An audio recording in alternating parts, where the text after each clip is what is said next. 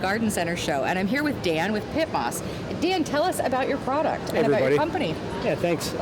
So we're based out of Pittsburgh. That's why it's called PittMoss. But we make a growing substrate from recycled paper. So a lot of what we're doing right now is on the peat-free side. So what we're doing is taking recycled paper and making a really good potting mix with it. As you can see from some of our substrates here, this one just won Better Home and Gardens, and I'm going to let you feel it. I was just going to say, can I touch it? So this is all recycled paper with a little bit of compost in there. This one just won Better Home and Gardens Best Potting Mix of the Year. Any questions on that, though? I don't know. I'm tired, and it's been a long show, and I just kind of want to play with it. Can I just do that? Exactly. What questions should I be asking? Well, what you should be asking is, why is it important to not have peat in a potting mix? Why is it? As a lot of people know, peat is mined from the ground.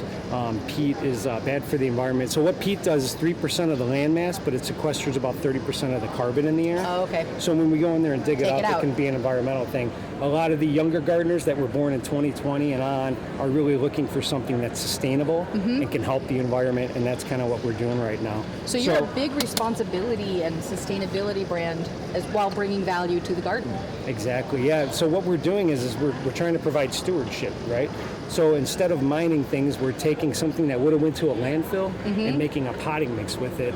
And we also have a soil amendment, so it can be grown in straight up in our peat-free mix, just the cellulose fibers, or you can amend a peat blend with it. So you would mix in our PittMoss with a little bit of the peat moss in there, and now you've stretched your peat use, but now you've got a little bit more structure, water holding capacity, and the aeration and gas exchange that a good soil should have. And still more responsible than street peat. Yeah, still more responsible. And again, we're not trying to vilify peat at all, and I want to stress that a lot. It has its place, but as we move forward in the future, shipping costs, environmental costs, we need to figure out better things, and that's where PittMoss kind of comes in and can really help in that aspect. That's a great story. Made in America, too. Everything's made in America.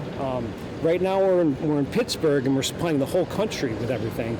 But eventually, if we can get into every city, Chicago, New York, Los Angeles, then we get really local with things, and now we can cut down on transportation costs, environmental. Also more responsible. Exactly. Absolutely. So we're really trying to do a lot at once. We're a small company, we're growing, but I really think now that this has happened, I think the word is out. We're not flying under the radar anymore, and I think we're really going to be a big soil disruptor one day, for sure.